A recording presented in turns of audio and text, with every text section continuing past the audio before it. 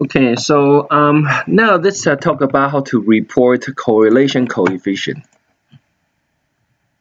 Okay, so here, suppose the correlation between eating vegetable and happiness. The correlation coefficient is 0.26, p equals 0.02, and the sample size is 60.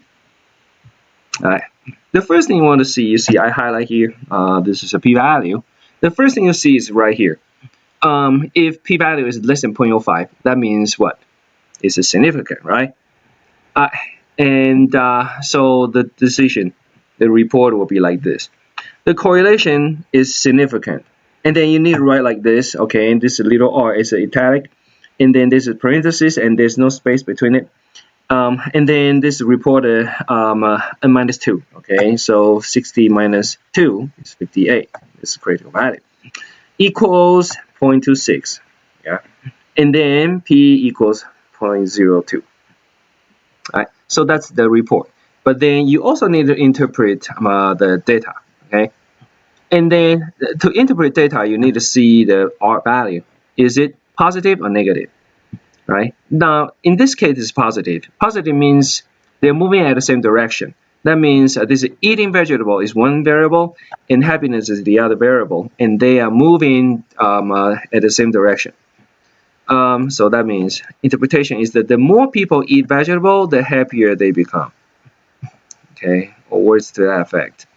So basically, the report is following this this format, and you also need to correctly interpret the data. Okay, in the exam, you are required to interpret this way.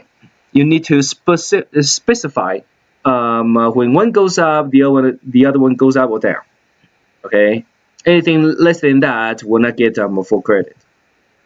Let's practice another one.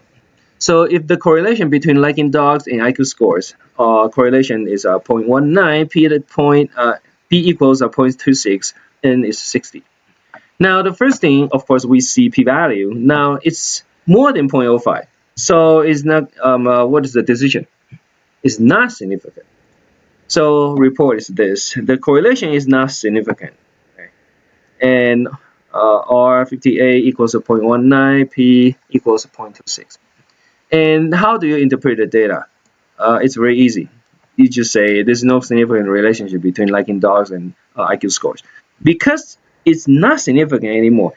So you don't have to interpret it's, when one goes up, the other one goes up or down, whatever. I mean, you don't have to explain that because it's not significant. Okay.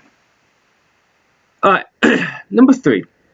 If the correlation between smoking and capacity of lungs is negative 0.49, p equals 0.001, sample size is 1,000. That's quite a lot, right? So first, p 0.001, that's definitely less than 0.05. So it's significant. So this is how you interpret it. Is how you report it.